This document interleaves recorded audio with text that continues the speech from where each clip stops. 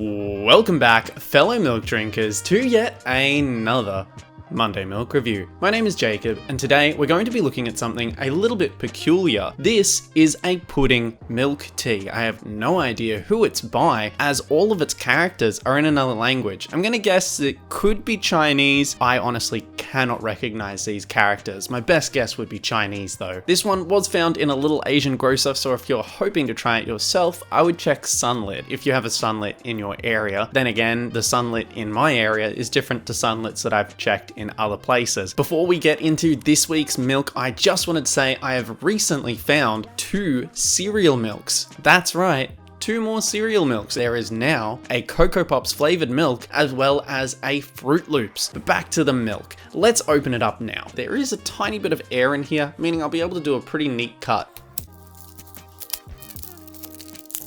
And then using a pair of scissors, I'm just going to cut a tiny little hole, maybe a bit bigger. Actually, nah, she'll be right. Now let's pour it in.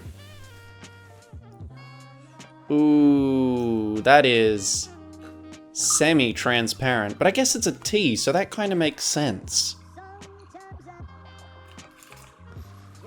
Definitely not what I like to see. Being a pudding flavor, I'm not really quite sure what to expect. It's definitely as you would expect in appearance. It's a semi-transparent brown, or maybe semi-opaque is the correct terminology here, but it very much looks like a regular milk tea. Let's get into that smell. Honestly, I would say it kind of smells reminiscent of a custard tart, but not quite. Perhaps the pastry of a tart is what I'm thinking of. It doesn't have a very descript smell. It's not something that I'm very familiar with. Let's get into the taste.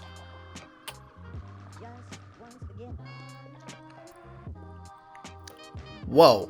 So, it is super thin and watery, which, you know, not what I like, but this is a milk tea. It's not strictly a milk drink. So I'm willing to be a little bit more forgiving on that, as that's not the purpose of this drink. The sweetness is really crazy. It tastes like, all I know it is to be called is, I think, a Kobe pudding, which I had in Japan. I might be getting my terminology wrong. I gotta say, like, the flavor is quite nice. It's incredibly sweet. I don't know if you could have a full drink of this in one sitting. It seems to me that this would be the kind of flavor that gets old really quickly. Whilst I find myself sipping at it, there's nothing that really draws me back for more. The smell is kinda unpleasantly sweet. I don't know if I'd really want to be around this type of drink for very long. It seems that perhaps 300 milliliters is a little bit too large for my liking. I think I would like this in a bit of a smaller serving, just so it's not so overwhelmingly sweet.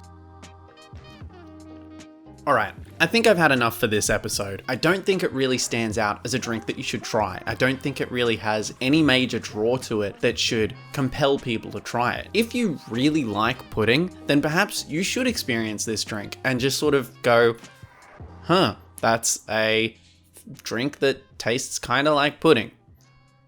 That's about all you're gonna get out of it. It just feels far too obnoxiously sweet to be something that you would repeatedly enjoy. I only think I can give this a 5 out of 10. Whilst it's not bad, it's not good, it's just a very average drink. That about wraps us up for this week's episode of the Monday Milk Review. Thank you very much for watching. If you want to support my channel, be sure to like and maybe even consider subscribing. Thank you once again, and I'll see you next week in the Monday Milk Review.